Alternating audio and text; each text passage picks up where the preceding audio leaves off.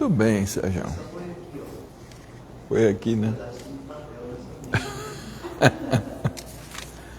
Bem, antes de nós iniciarmos, nós queremos avisar que sábado que vem nós não vamos ter o nosso estudo apenas no sábado que vem, porque vamos ter uma série de palestras no interior de São Paulo, e nós vamos no sábado e vamos voltar só na sexta-feira. Então não vamos ter no próximo sábado, mas no outro aí nós vamos estar aqui, ok? Vocês avisem o pessoal que às vezes não aparecer hoje, não é? Bem, nós vamos dar sequência aos nossos estudos que estamos fazendo sobre os temas da doutrina. Esta doutrina de tríplice aspecto, que é ciência, é filosofia e é religião. E nos primeiros capítulos de O Livro dos Espíritos, Allan Kardec endereça aos espíritos superiores diversas perguntas a respeito do princípio das coisas, do princípio da vida, da criação. São perguntas muito pertinentes e as respostas dos espíritos. No capítulo 2, elementos gerais do universo, conhecimento do princípio das coisas. Kardec perguntou aos espíritos, vejamos que as respostas foram transmitidas através de duas irmãs, principalmente. As irmãs Budan, que eram duas meninas, 13, 14, 16 anos, eram ainda, vamos dizer, adolescentes, filhas do senhor Budan, que era amigo de Kardec. Ele também era magnetizador, e essas meninas eram médiuns mecânicas, ou médiuns mecânicos. Exerciam a psicografia mecanicamente. Às vezes, os espíritos estavam escrevendo por elas e elas conversando com outras pessoas. A mão escrevia sobre determinado assunto e elas conseguiam conversar com outras pessoas sobre outros assuntos. E vejamos que aquelas meninas não podiam deter conhecimentos tão profundos como os conhecimentos que os espíritos transmitiram através delas. Aqui na pergunta 17, é dado ao homem conhecer o princípio das coisas? Não. Deus não permite que tudo seja revelado ao homem aqui na Terra.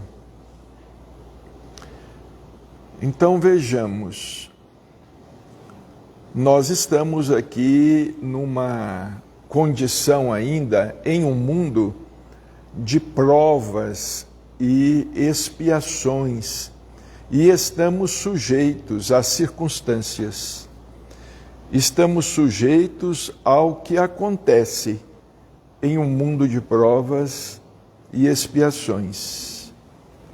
Claro que tudo acontece pela vontade de Deus, pela lei divina. Certa vez lemos uma frase muito interessante que não cai uma folha de árvore sem que Deus queira, mas é o homem que sacode a árvore com o seu livre arbítrio. Então nós, de fato, não estamos em condições de saber a respeito do princípio das coisas. O homem penetrará um dia o mistério das coisas que lhe são ocultas. O véu se ergue para ele na medida em que se depura, mas para a compreensão de certas coisas necessita de faculdades que ainda não possui. É uma resposta que está de acordo com a resposta que os espíritos deram quando disseram que para compreendermos a natureza de Deus, nós necessitamos de um sentido, ou precisamos de desenvolver outros sentidos. Vejamos bem que a própria ciência está engatinhando. Deu um salto extraordinário. É verdade. A ciência deu um salto extraordinário de 30, 20 anos para cá, e como dizia Chico, se a humanidade não entrar numa guerra de extinção, nós vamos conhecer um progresso extraordinário. Porque principalmente de algum tempo para cá, de alguns anos para cá, muitas descobertas, a questão da inteligência artificial, a questão do código genético, do conhecimento que a genética está adquirindo, a tecnologia, essa questão dos chips. Ainda nós estávamos vendo há pouco que dentro em breve a ciência vai conseguir copiar o que existe dentro da cabeça de um homem e transferir, por exemplo, o que existe dentro da cabeça de um homem para o cérebro de um recém-nascido. Vejamos que é assim que a ciência pensa na imortalidade. Pensa na imortalidade do ponto de vista material. Nós não sabemos os caminhos da pesquisa, os caminhos que esses estudos haverão de tomar. Mas muitos estudiosos, muitos cientistas, hoje se fala muito em Elon Musk, não é? Ele próprio já disse que está cogitando de copiar tudo o que tem na cabeça dos grandes pensadores, não é? Seria uma maravilha. Mas aí surge a pergunta, não é? Como é que haveria de ficar o espírito? Como é que haveria de ficar o espírito se a ciência realmente caminhar assim, não é? Copiar as informações que existem no cérebro de alguém e transferir essas informações. Como se transfere de um computador para outro computador? Mas a questão espiritual, a questão moral, será que a ciência vai conseguir, por exemplo, reproduzir Franciscos de Assis? Não é? Seria ótimo se a ciência conseguisse, vamos dizer assim, copiar um Chico Xavier, não é? Mas não apenas pelas suas faculdades mediúnicas, mas também pelo seu conhecimento espiritual. Nós acreditamos que a ciência poderá fazer muito neste campo, mas e a questão moral? E o amor? E as virtudes? onde é que as virtudes haverão de ficar, não é? O homem não poderá, pelas investigações da ciência, penetrar alguns segredos da natureza. Alguns segredos da natureza. A ciência lhe foi dada para seu adiantamento em todos os sentidos, mas ele não pode ultrapassar os limites fixados por Deus. Então, nós temos limites. Não é? Ultimamente, nós temos acompanhado, temos visto, parece que está havendo uma maior aproximação dos habitantes de outros mundos com a Terra. Temos visto muitas reportagens, muitas gravações feitas por pessoas sérias, gravações dos chamados OVNIs, dos objetos voadores não identificados, pilotos de avião, comandantes de aeronaves, pessoas, vamos dizer assim, pessoas idôneas, atores, cantores, sitiantes. Nós mesmos tivemos oportunidade, já dissemos aqui, de conhecer aqui em Uberaba o senhor Oswaldo Pedrosa, um homem muito sério, que ele teve um contato com uma nave espacial.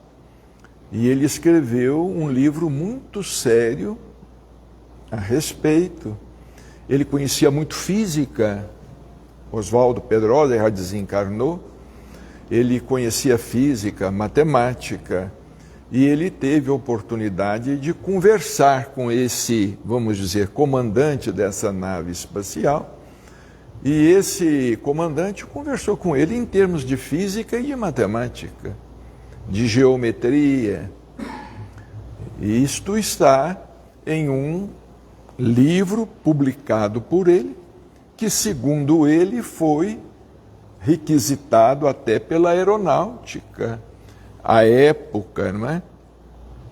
Quanto mais é permitido ao homem penetrar nesses mistérios, maior deve ser a sua admiração pelo poder e a sabedoria do Criador.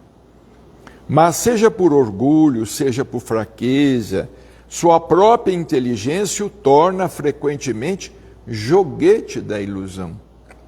Ele acumula sistemas sobre sistemas, e cada dia que passa mostra quantos erros tomou por verdades e quantas verdades repeliu como erros. São outras tantas decepções para o seu orgulho. É um texto escrito por Kardec. O homem ainda é muito orgulhoso, o homem ainda é muito vaidoso, e tomara que tanta tecnologia não venha a ser utilizada para o mal. Esses dias nós estávamos vendo um drone fabricado por Israel. É impressionante o que esse drone consegue captar, mapear, saber, captar, mapear em distância, numa grande distância, de sorte que realmente, dentro de 5 anos, nós vamos ver um progresso científico e estonteante. Muita coisa a ciência já conseguiu, mas ainda não divulgou, porque envolve dinheiro, envolve poder, envolve muito dinheiro, envolve muito poder, não é? Mas é como Kardec escreveu aqui: o homem acumula sistemas sobre sistemas, e cada dia que passa mostra quantos erros tomou por verdades. e quantas verdades repeliu como erros. São outras tantas decepções para o seu orgulho. E nós estamos vendo na atualidade, como o doutor Inácio até comentou na matéria do blog da próxima semana, nós estamos vendo na atualidade o Espiritismo sofrendo um ataque muito grande. E um ataque intramuros. Um ataque partindo, como disse o doutor Inácio, de dentro para dentro. Não é nem de dentro para fora, de dentro para dentro. Com Kardec sendo acusado de racista. De repente, eles atacam a obra de Chico Xavier, para que Chico Xavier não seja a reencarnação de Allan Kardec. Mas, ao mesmo tempo, surge um grupo atacando Kardec. Então, vejamos a intenção. A intenção é, como disse o doutor Inácio, é de golpear o coração da doutrina, que é Jesus Cristo.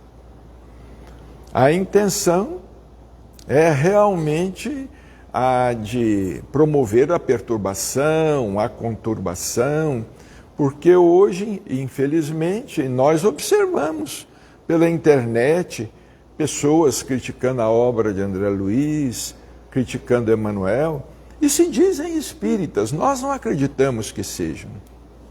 Nós não cremos que sejam. Estão se servindo do título, mas nós não cremos que eles sejam adeptos do Espiritismo. Agora estão atacando Kardec, estão querendo reformular as obras básicas, já fizeram até edições de O Evangelho segundo o Espiritismo antirracista, estão preparando edição de O Livro dos Espíritos antirracista. Então existe muita perturbação. Nós estamos vivenciando uma época de grande perturbação em todas as áreas. E se nós não permanecermos firmes, nós vamos nos deixar contaminar por essas coisas. Vamos nos entregar ao desânimo, ao desalento, porque é muita coisa. É dado ao homem receber, fora das investigações da ciência, comunicações de uma ordem mais elevada sobre aquilo que escapa ao testemunho dos seus sentidos? É o que nós estávamos falando ainda há pouco sobre mediunidade. Nós estávamos falando até, gracejando nós aqui que chegamos primeiro, porque o Silvio Santos desencarnou. E alguém disse, ele foi um grande comunicador. Logo, daqui a alguns meses, ele estará transmitindo mensagens. Eu disse, não, daqui a alguns meses? Não, amanhã. Amanhã. Isso é um absurdo. Isso é um absurdo, como nós temos visto aí pela internet. Isso é um absurdo, isso desacredita a doutrina, isso é contra a mediunidade. São espíritos perturbados, pseudo-sábios, médiuns que não têm conhecimento algum, não frequentam centros espíritas, são franco-atiradores. Amanhã ou depois nós vamos ter aí mensagens de Silvio Santos através de diversos médiuns, só por se tratar de Silvio Santos. Por que ninguém recebe mensagem de uma pessoa anônima, de uma pessoa simples, que tem um nome comum? Porque nós temos aqui na Terra muitas pessoas que aparentemente são comuns, mas são espíritos dotados de muita experiência e de, às vezes, profunda visão da vida. Vejamos bem, Chico dizia que Eurípides Barçanufo, antes de ser Eurípides Barçanufo, ele viveu como lenhador, às margens aqui do Borá, aqui em Sacramento. Ele foi um grande filósofo em vida anterior, Jean Gaspar Lavater.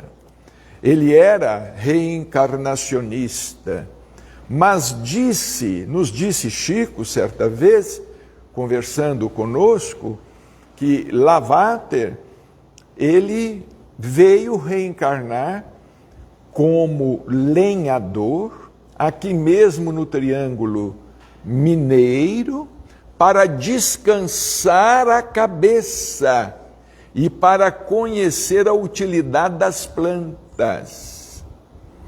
Ele viveu como um lenhador anônimo, vivia no campo, aqui às margens do Borá. O Chico disse, eu me recordo até hoje, porque ele como filósofo, como Lavater, ele pensou muito. O espírito também, às vezes, tem necessidade de se submeter a certas pausas para, vamos dizer, refazer energias, ou mesmo para adquirir determinadas experiências, que nós, às vezes, consideramos experiências insignificantes, mas não são. Não há experiência insignificante. E logo depois ele, então, reencarnou como Eurípides Barçanufo, não é? E teve uma presença espiritual tão marcante, viveu apenas 38 anos no corpo e teve uma experiência tão marcante que em 38 anos, é como nos fala André Luiz no livro Obreiros da Vida Eterna, existem existências que perdem em quantidade, mas ganham em qualidade. Existem pessoas que vivem aí 80, 90 anos, ou até mais, 100 anos. Do ponto de vista quantitativo, é um tempo considerável. Mas do ponto de vista da qualidade, às vezes quem vive 20 anos, 25 anos, não é? É o caso, por exemplo, vamos citar aqui, não é? Um grande poeta brasileiro, Castro Alves, não é? Castro Alves foi considerado o maior dos poetas e, no entanto, ele desencarnou, que nos parece, com 25 anos, ou em torno dos 25 anos, 25, 26 anos, desencarnou muito jovem, Castro Alves, mas ele se imortalizou através de sua poesia, não é? E influenciou a nossa literatura e influencia até hoje. Influenciou a nossa poesia e influencia até hoje. Então vejamos, é um exemplo de pessoas que às vezes vivem pouco em termos de quantidade, mas que marcam, mas que deixam marcas profundas. Ao passo que outros, às vezes, têm várias existências longas, mas não são existências produtivas para o todo, não é? Podem ser até produtivas para estas pessoas, porque a gente aprende sempre, não é?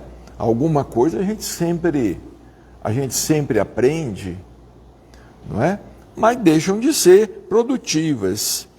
Agora, perguntou aqui se poderia ser revelado alguma coisa. Sim, se Deus o julgar útil, pode revelar-lhe aquilo que a ciência não consegue apreender.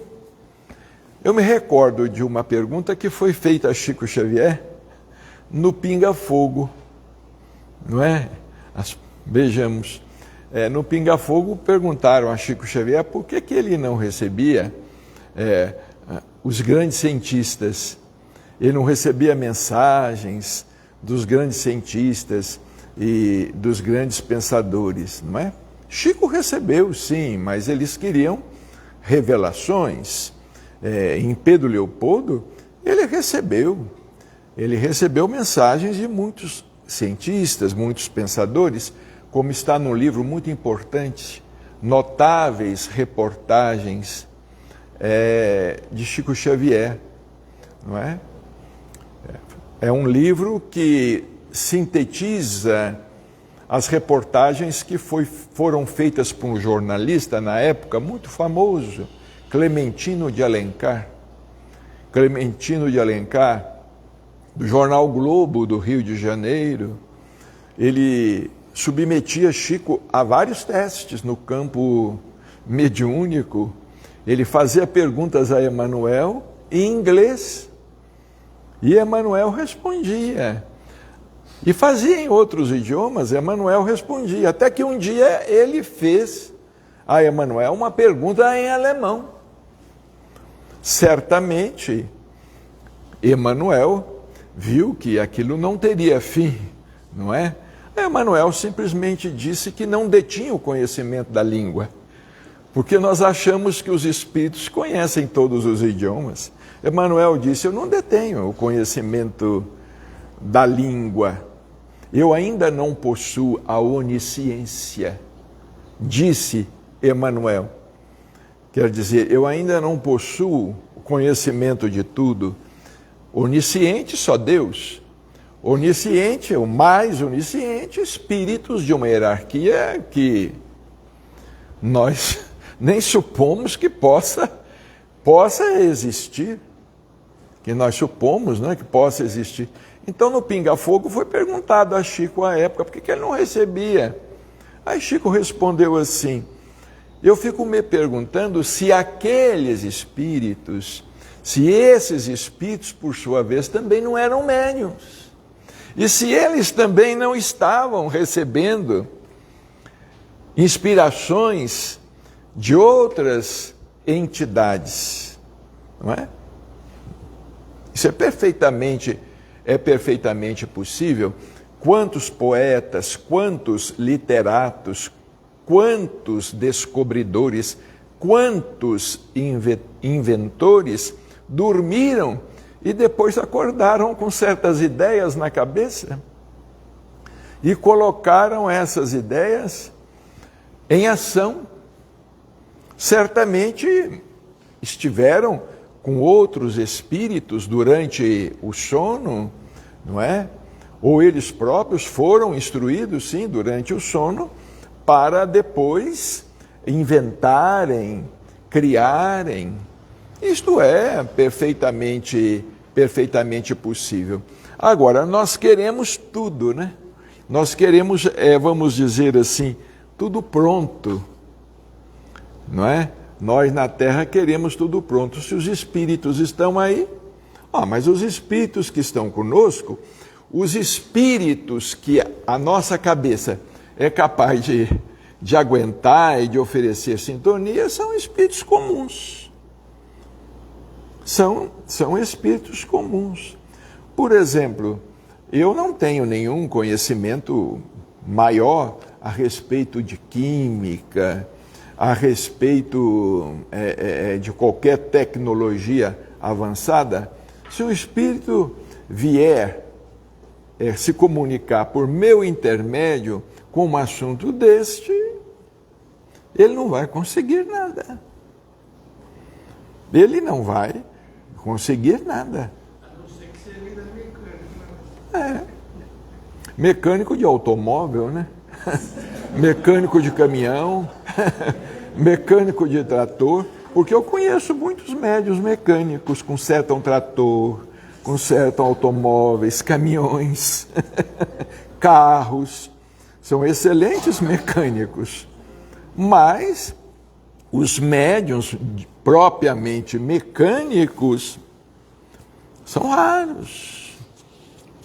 Eles são muito raros. Agora, no assunto espírito e matéria, é um assunto muito interessante. A matéria existe desde toda a eternidade como Deus ou foi criada por Ele num certo momento? Resposta dos Espíritos: só Deus o sabe. Como se disseram, não sabemos. Não sabemos. Só Deus o sabe. Há, entretanto, uma coisa que a vossa razão vos deve indicar. A razão nos indica isso. É que Deus, modelo de amor e de caridade, jamais esteve inativo.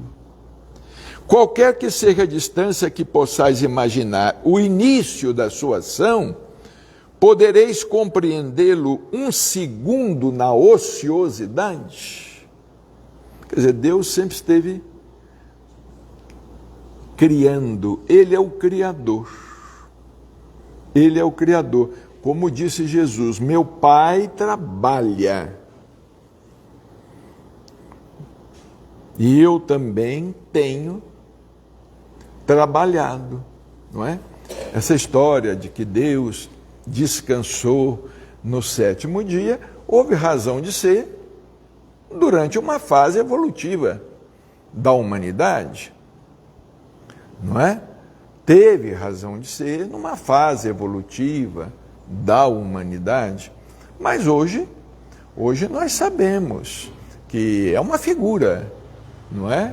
Que Deus tenha descansado depois de ter criado a mulher, ter criado o homem e ter criado a mulher, não é? Diz a Bíblia que primeiro ele criou Adão, mas pode ser que primeiro ele tenha criado Eva, porque foi Adão que pariu Eva. É interessante, né? Depois eles duvidam que o espírito não seja bissexual. O espírito, ele é bissexual. Deus é homem e mulher. Deus é pai e mãe. Não é? Foi Adão. Está escrito, se nós nos apegarmos ao texto bíblico, não é? Eva nasceu das entranhas de Adão. Nasceu de uma sua costela, não é? Então, na verdade, o que era Adão? Adão era hermafrodita. Ele possuía os dois sexos. Agora resta saber como foi que Adão engravidou, não é? Como é que foi que ele engravidou? Porque Eva nasceu dele, não é? Uma mulher nascendo de um homem. Mas isso vamos dizer, isso foi consequência de uma cultura machista. De uma cultura machista, diferente da cultura do Oriente. Porque aqui no Ocidente é que se fala em Deus Pai. Jesus teve que lidar com isso. Vocês já imaginaram se Jesus, além de tudo que ele ensinou, pregou, se ele começasse a falar que Deus era pai e mãe para os judeus? Para os judeus, não havia na época metralhadora, mas ele receberia uma rajada de metralhadora. Mesmo não havendo metralhadora na época, se ele falasse para aqueles homens que queriam apedrejar as mulheres, apedrejavam as mulheres por adultério, e as mulheres não tinham direito a nada. Então Jesus teve que lidar com isso, já estava bom demais. Já estava bom demais porque eles já acreditavam num único Deus. Eles já eram monoteístas. Então Jesus diz, Pai nosso, não é? Pai nosso que estás nos céus, e está tudo certo. Mais adiante vocês vão saber. Vamos lidar com isto por enquanto. Pai nosso que está nos céus. Então, pergunta que a matéria existe desde toda a eternidade? Ora, Deus é o Criador. Ele é o Criador. A matéria não poderia ter se feito. Nada pode, não existe criação sem Criador. É a razão que nos diz isto. É a razão. Define-se geralmente a matéria, aquilo que tem extensão, pode impressionar os nossos sentidos, que é impenetrável. Essas definições são exatas. No tempo que eu estudei física, também era assim que se definia a matéria. Não é? Tem extensão, impressiona os sentidos, tem peso, impenetrável. Foi o tempo do átomo indivisível. Não é? Vejamos, quando eu cursei física, e vocês também, não é? Quando vocês cursaram física, nós somos do tempo do átomo indivisível. Agora as crianças estão no tempo das partículas subatômicas. Em que tempo haverão de estar as crianças das crianças de hoje? Em que tempo haverão de estar as crianças das crianças de hoje? Não é? Nós somos do tempo do átomo, é o último reduto da matéria. Não é? E o professor de física enchia a boca para falar. O átomo é indivisível. E era doutor. Mas de repente, vem aí outros gênios, não é? Vem outros gênios, outros cientistas, tantos outros aí, na física, né? Lá no começo do século XX, né? Surgem alguns cientistas e falam, não, existem as partículas subatômicas. E além das partículas subatômicas, tem as das subatômicas, não é?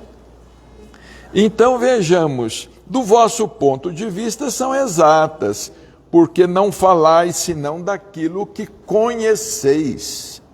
Mas a matéria existe em estados que não conheceis.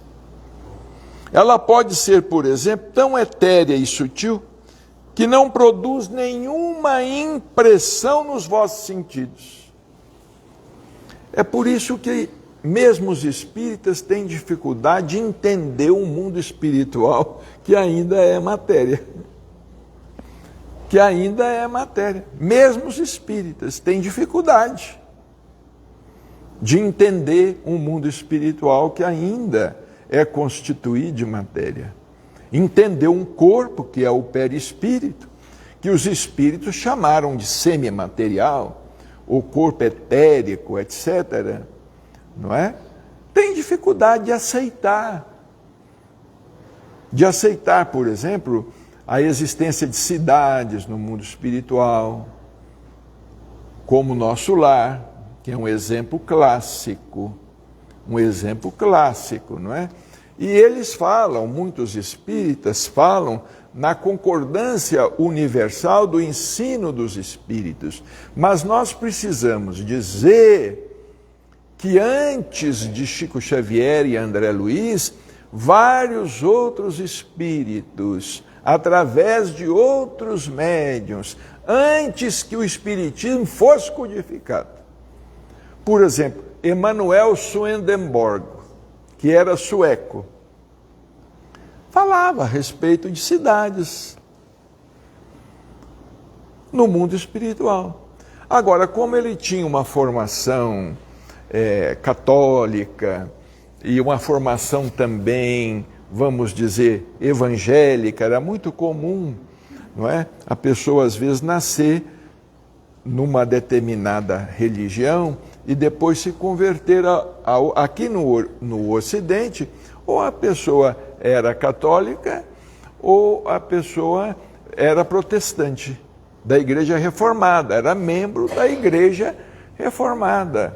Então, Swedenborg, por exemplo, ele fala na existência de anjos com asas, etc. e etc. E não apenas ele, outros médiuns também falaram a respeito de cidades no mundo espiritual. Jackson Davis, que foi um grande médium, um grande médium norte-americano, médiuns ingleses, médiuns, enfim, no mundo todo falavam a respeito de cidades no além. Hein? Sim, o Vanleeuwen ele foi um reverendo e era médium, não é? O Vanleeuwen, num livro muito interessante dele, A Vida Além do Véu, A Vida Além do Véu também falava a respeito de cidades no mundo espiritual. Então falam na concordância universal dos espíritos, está aí, ó. Agora o pessoal quer uma concordância universal que seja espírita. Os espíritas querem uma concordância universal que seja exclusivamente espírita. Os espíritas estão, vocês nos perdoem, nós estamos quase iguais aos judeus, que nos consideramos povo escolhido. Que é isto? Que povo escolhido? Nós somos escolhidos para apanhar. Nós somos escolhidos para trabalhar. Nós somos escolhidos para ajudar o Cristo na construção do mundo melhor. Nós somos escolhidos para enxergar o tamanho da nossa ignorância. Nós somos escolhidos para isto, enxergar o tamanho da nossa ignorância. Agora, os espíritas, nós nos achamos melhores do que os outros. Não somos melhores do que ninguém. Nós não somos melhores do que ninguém. Não é? Então, ela pode, por exemplo, a matéria, ser tão etérea e sutil que não produza nenhuma impressão nos vossos sentidos. Entretanto, será sempre matéria, embora não seja para vós. Porque para nós matéria é pau, pedra.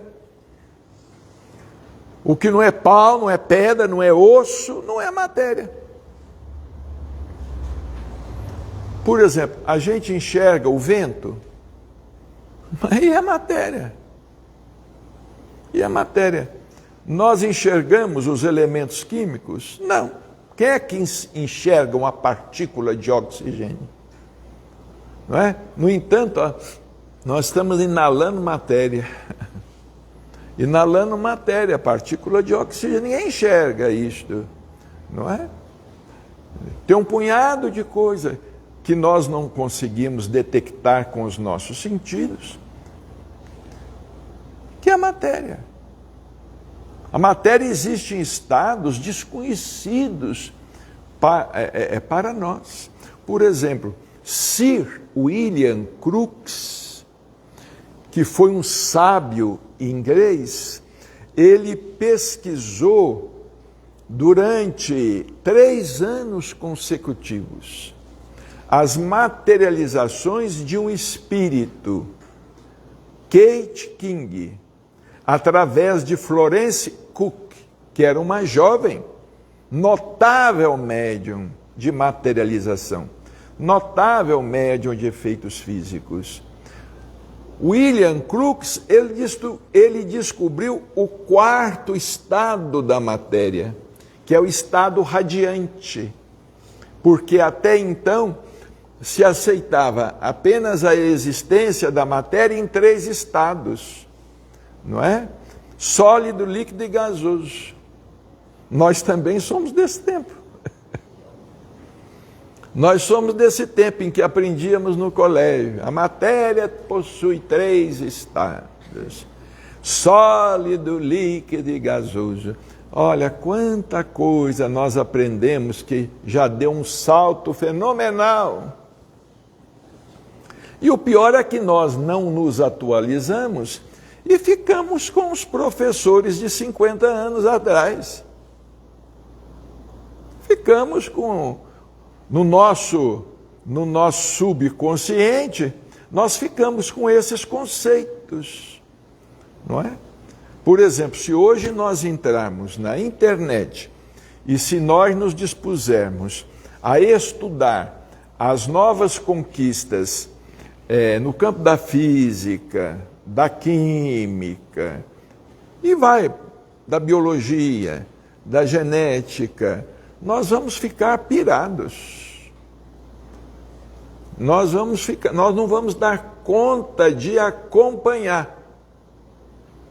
Nós não vamos dar conta de acompanhar. Porque o mundo não está entregue a si mesmo, não. Existem espíritos reencarnando no anonimato, que nós não consideramos missionários, mas são grandes inteligências e que estão no anonimato, neste momento que nós estamos aqui, neste momento de barriga cheia, devido ao almoço e todos sonolentos. Neste momento, cientistas anônimos estão trabalhando anonimamente nos laboratórios e efetuando novas descobertas. É por dinheiro? Não interessa. O dinheiro é uma mola propulsora do progresso. A ambição ainda nos é necessária. Nós ainda precisamos da ambição, nós ainda precisamos das paixões, porque são essas paixões que nos fazem avançar. Não é? Lá nos Estados Unidos da América, por exemplo, é um povo muito adiantado, mas o Chico diz que quando esteve lá, e até hoje é assim, não é? Os americanos dizem time is money, time is money. É só o que eles dizem, tempo é dinheiro, tempo é dinheiro, é dólar. Trabalham por dinheiro. Deus é sábio, né? Criou uma notinha, um pedaço de papel, uma moedinha que tilinta, não é? Uma moeda tilintante, e todo mundo fica doido por conta de dólar e por conta de euro, de libra. Por conta de real, nem tanto, né? Mas o pessoal fica doido por conta, endoidece por conta de dinheiro, né? Aí Kardec perguntou, que definição podeis dar de matéria? Eles responderam como interessava. A matéria é o laço que escraviza o espírito. É o liame, ou liame. O liame que escraviza o espírito. É o laço. É um instrumento que ele usa e sobre o qual, ao mesmo tempo, exerce a sua ação. Porque no mundo material como o nosso, né? Material como o nosso, o espírito precisava de um elemento igual para poder atuar sobre este mundo. Isso tudo para desenvolver a sua inteligência. Tudo o que nós fazemos é para desenvolver a nossa capacidade de criar, a nossa inteligência. Tudo o que fazemos, nós vamos aprendendo, evoluindo, aprendendo. De acordo com isto, pode dizer-se que a matéria é o agente, o intermediário, com a ajuda do qual e sobre o qual o espírito atua. Aí Kardec finalmente perguntou, o que é o espírito? Primeiro ele pediu uma definição de matéria. Depois, vejamos a pedagogia de Kardec, né? Como ele era inteligente, a pedagogia dele. Primeiro ele quis saber o que é a matéria. E depois ele perguntou, e o espírito? O que é o espírito? O princípio inteligente do universo. Ponto. O espírito é o princípio inteligente do universo. É o ser inteligente da criação. Isso que é o que nós chamamos de espírito. Porque antes de podermos chamar o espírito de espírito, ele é apenas um princípio de inteligência ou um princípio espiritual que existe, por exemplo, nos animais. Que existe nos animais. Um princípio de inteligência, porque a inteligência também evolui. Por exemplo, nós aqui na Terra, seres humanos, certamente perto de humanidades mais avançadas, nós somos animais. Nós somos animais. O nosso corpo é animal. Eu me lembro de um amigo que certa vez estava na casa do Chico e conversando com o Chico era muito alegre, muito extrovertido, né? E eles estavam conversando sobre a humanidade, sobre o corpo. Aí esse amigo falou assim: Chico, eu acho tão estranho, tão esquisito a gente ter que ir no banheiro.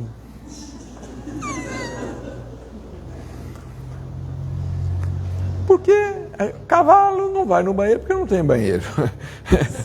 Vaca não vai no banheiro porque não tem. Cachorro, gato, passarinho. Não é? O banheiro deles é a natureza. Então, diz que o Chico riu muito. O Chico, quando ele ria muito, ele levava a boca assim. O Chico era muito educado. Muito educado. Ele não sorria mostrando os dentes. Quando ele sorria, ele levava a mão, ria e batia com o pezinho no chão. Quando ele estava muito alegre, ele ria e batia o pezinho no chão. Aí o Chico respondeu: eu também acho. Ele respondeu: eu também acho. Aí ele disse assim: mas sabe, nos mundos superiores,